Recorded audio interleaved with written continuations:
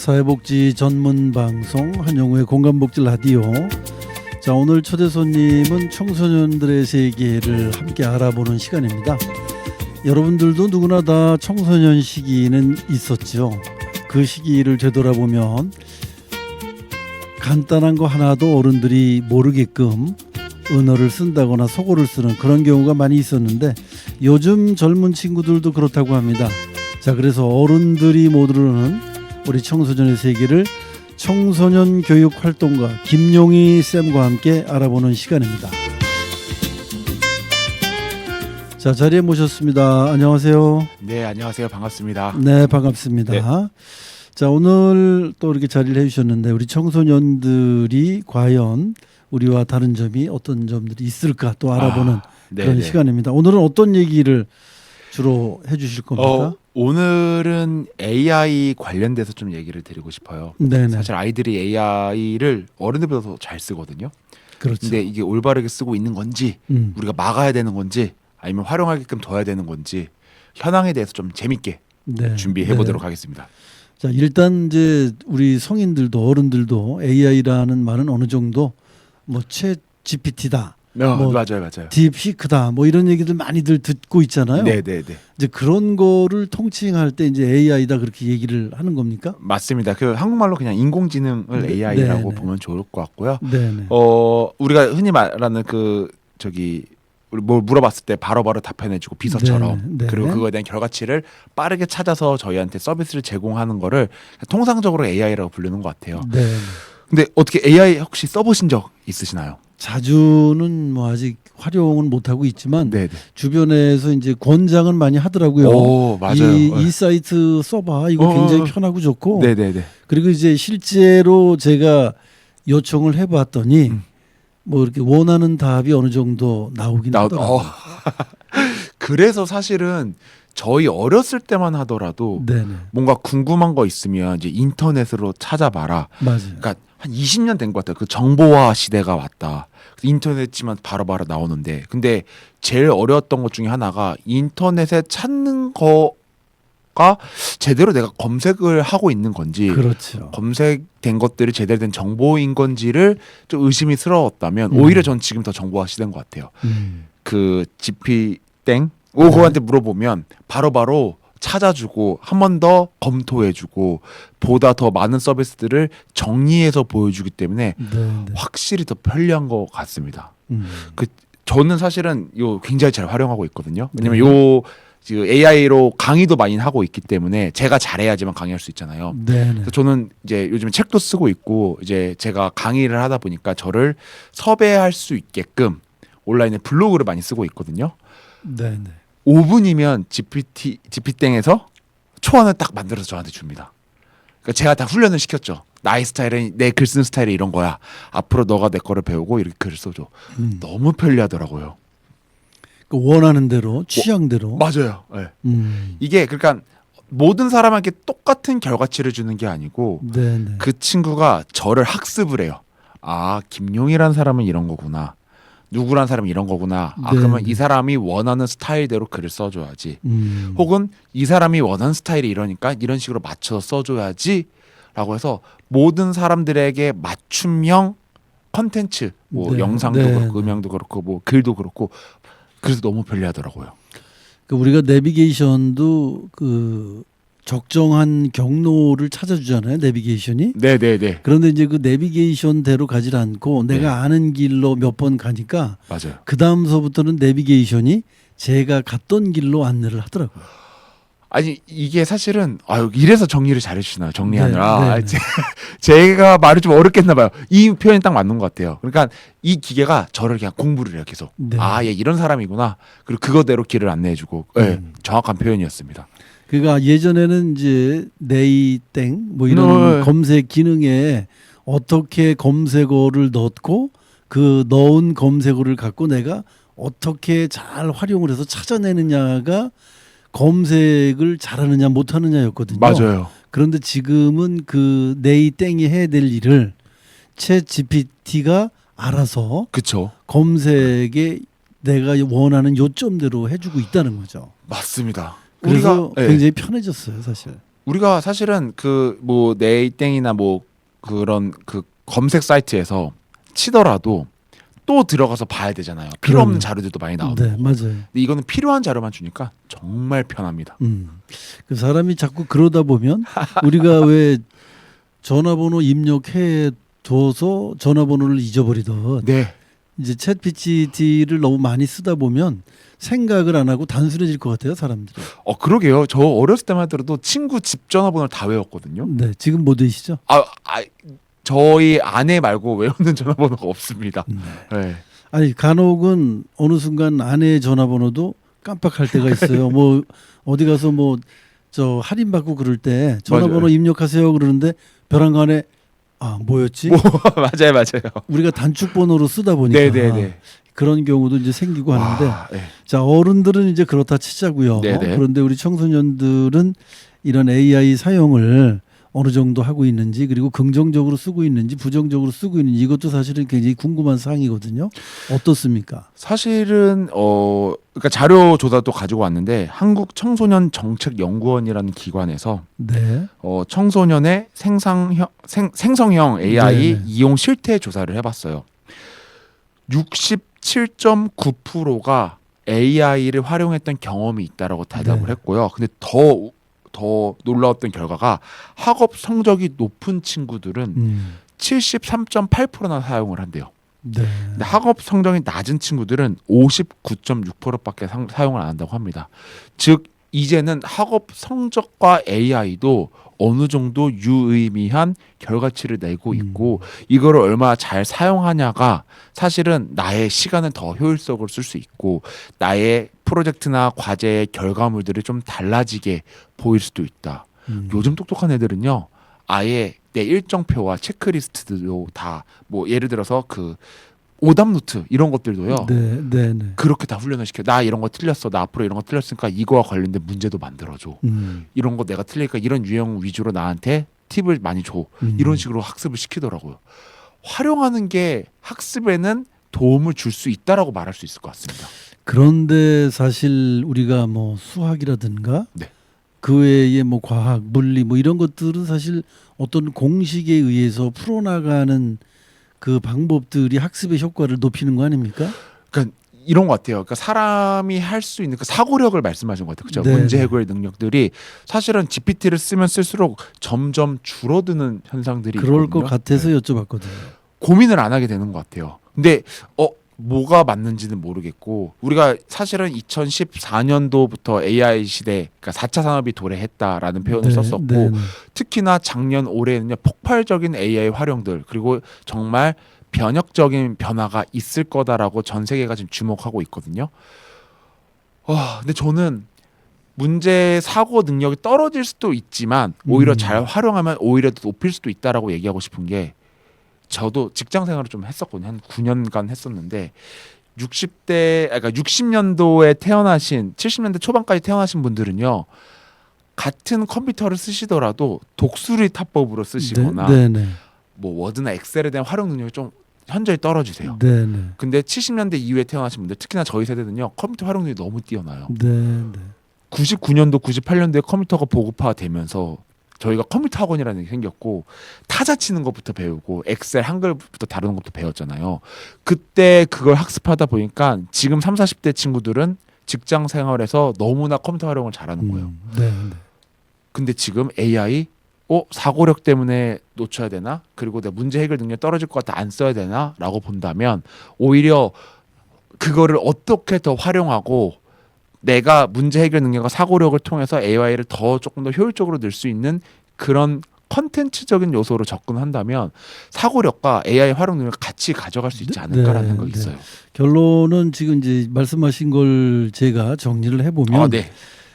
아무래도 학업 성적이 상위권인 학생들이 활용을 많이 하더라. 맞아요. 그리고 대도시와 중소도시, 시골과 그러니까 도시와 이 농촌과의 차이도 있더라. 분명하죠. 그런 거를 많이 다뤄주신 것 같은데 네네. 그러다 보니 결국 이게 빈익빈 부익부 그런 현상이 나오지 않을까요? 격차가 생겨요. 그래서 뭐 예전에도 어떻게 해서는 서울로 이제 사시려고 하시는 분들 중에 하나. 그리고 저도 교육을 많이 다니다 보면요, 확실히 지방 지역에 있는 친구들이 교육 서비스에 대한 공급, 제대로 된 공급을 못 받는 경우들이 많아요. 네. 수요는 많죠. 근데 공급처가 없는 거고, 그런 공급처들은 다 수도권 중심으로 있기 때문에 네. 아이들이 AI에 대한 확실히 격차들이 발생이 되더라고요. 네. 오히려 서울에 있는 중학교 친구들이 지방에 있는 고등학교 친구들보다 AI의 활용을 더 잘하고, 네. 그렇기 때문에 보다 더 좋은 프로젝트나 성과물을 만드는 경우들이 심심치 않게 저도 발견하고 있습니다. 네. 그 예전에는 그래서 그 뭐 컴퓨터를 좀 더 잘 이해하기 위해서 코딩 수업도 하고 그러지 않았어요? 맞아요. 네. 그런데 이제 앞으로는 뭐 코딩 수업을 할 필요가 없을 정도로 AI가 다 네. 역할을 해주고 있기 때문에 그렇죠, 그렇죠. 그 문제도 사실은 해결을 해야 될 문제인 것 같아요. 교육 현장에서는. 네. 그래서 교육 현장에서는 사실은요, 그 AI에 대한 교육들을 많이 지원을 하고 있고 서비스를 지원하고 있는데, 사실은 똑같아요. 아까 말씀하신 대로 학교 선생님이 AI 과목을 전문적으로 할 수 있는 과정을 배우진 않으셨잖아요. 네. 결국 학교에서 학생들이 AI를 취득을 하려면 외부 강사가 들어와야 되는데, 네. 외부 강사들도 대부분 서울에 집중되어 있어요. 네. 그러니까 수도권에. 그러니까 이게 제일 큰 문제인 것 같아요. 그래서 아이들한테 어떻게 하면 AI에 대한 교육 서비스도 빈부격차 없이, 그런 지역에 대한 격차 없이 제공해야 될까라는 부분들 분명하게 존재하는 것 같고요. 정부에서도 굉장히 많이 고민을 하고 있는 것 같아요. 그래서 네. 결국엔 이제 온라인 서비스로 제공해야 되지 않을까. 어쩔 수 없는 것 같아요. 네. AI를 잘 쓰는 청소년과 못 쓰는 청소년의 격차가 나타나죠. 예를 들자면 엄청나게. 네. 그러니까 제가 요즘에 학교들은 다 노트북과 태블릿 PC가 있어요. 지방, 네. 뭐 서울 다 상관없이. 근데 이걸 가지고 자, 오늘은 뭐 AI 프로그램에서 뭐 A라는 프로그램을 사용할 거야. 혹시 배워본 적 있어요? 하면 서울 애들은요, 이미 초등학교 때 다 배웠어요. 이거 저 학원 다니면서 배웠어요. 학교에서 서비스를 받았어요라고 하는데, 중학교 고등학교 되는 그 지방에 있는 친구들은요, 저 이거 처음인데요. 이거 회원가입 어떻게 해야 돼요? 저 이거 한번 써본 적 있는데 어떻게 써야 돼요? 라고 해서 기초적인 것부터 다시 알려줘야 되는 경우들이 있더라고요. 네. 출발점부터 달라요. 그거는 교육 차원에서 부서에서 교육부에서 다 이게 평준화를 시켜 주셔야지. 지금 말을 하면서도 속은 좀 상해요. 네. 뭐 수도권은 잘 돼 있고, 네, 네. 뭐 지방으로 갈수록 이 실력이 좀 떨어지는 것 같고, 이런 얘기를 할 때마다 사실 또 서울에서 보면 인천도 지방이라고 그럴지 모르겠는데. 근데 자신 있게 얘기할 수 있는 건 인천도요, 제대로 잘 갖춰져 있고, 네. 인천에서도 사실 태블릿 PC 그 노트북의 보급화가 완전하게 되어 있고요. 네. 제가 아이들한테 뭘 과제를 주면요, 이미 아이들이 GPT를 키거나 리튼을 키거나 이런 다양한 AI 툴을 쓰고 있더라고. 그래서 불행이라고 해야 될지 다행이라고 해야 될지는 모르겠지만, 인천 친구들은 수혜를 굉장히 잘 받고 있는 지역이구나. 네, 알겠습니다. 자, 이런 격차가 왜 문제라고 생각을 하십니까? 전문가적 입장에서? 지금이 문제가 아니겠죠, 결국. 사실 지금 문제가 아니에요. 네. 네. 그러니까 제가 아는 선배가 경상남도의 한 지방 시골에서 살아왔었어요. 네. 그러니까 저보다 한 3, 4살 많은 선배. 그러니까 80년대 중반에 태어나신 분인데, 초등학교 4학년 때 부모님이 컴퓨터를 교육시켜야겠다라고 해가지고요, 2시간이나 되는 거리를 매일 그 통행을 시켜줬대요. 네. 통학을. 네, 통학을 시켜줬대. 학원을. 네. 너 해야 된다. 근데 그 선배가 지금 컴퓨터에 대한 능력도 있고, 그게 있다 보니까 AI에 대한 접근이나 이런 것도 활용도도 높아져가지고 예. 부서에서 인정을 굉장히 많이 받고 있어요. 지금 30, 40대 분들은 사실은 컴퓨터 능력은 되더라도 AI 능력이 떨어지는 분들이 많거든요. 그렇죠. 네. 근데 지금 AI를 터득하게 되다 보니까 남들보다 한 걸음 두 걸음 더 빠른 것 같아요. 그러니까 네. 트렌드를 정확하게 읽고 트렌드에서 요구하는 그 기술들을 명확하게 활용할 수 있는 능력이 되게 중요한 것 같은데, 네. 그냥 활용하는 것도 중요하지만 아이들이 이걸 빠르게 이 트렌드를 접하고 이거를 고등학교 때부터 중학교 때부터 빠르게 이해하는 것도 중요한 것 같아요. 근데 더 중요한 건 뭐냐면, 요즘 그 아까 말씀한 그 딥페이크라든지 네. 가짜 뉴스를 만들 수 있는 것들도 많고, 무조건 AI가 정답만 주지 않거든요. 네. 그러니까 예를 들어서 이런 거예요.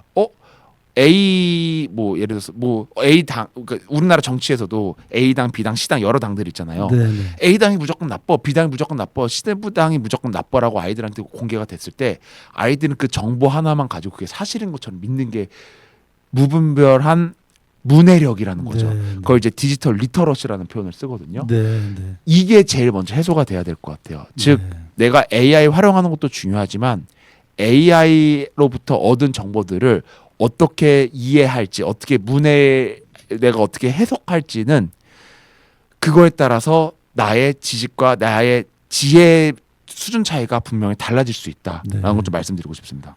AI를 아무리 잘 다룬다 하더라도 기본적으로 지식을 습득을 해야만 맞아요. 그것을 판가름할 수 있는 능력이 살아날 수 있다. 네네. 이런 말씀인 것 같고요.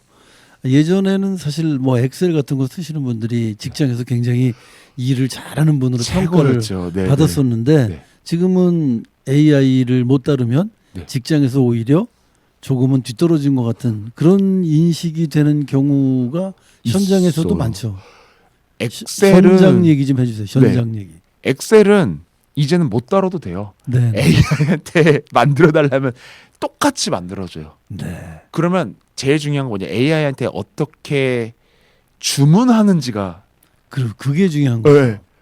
AI한테 어떻게 주문하는지가 사고력의 향상과도 동일한 것 같아요. 똑같은 AI더라도. 네.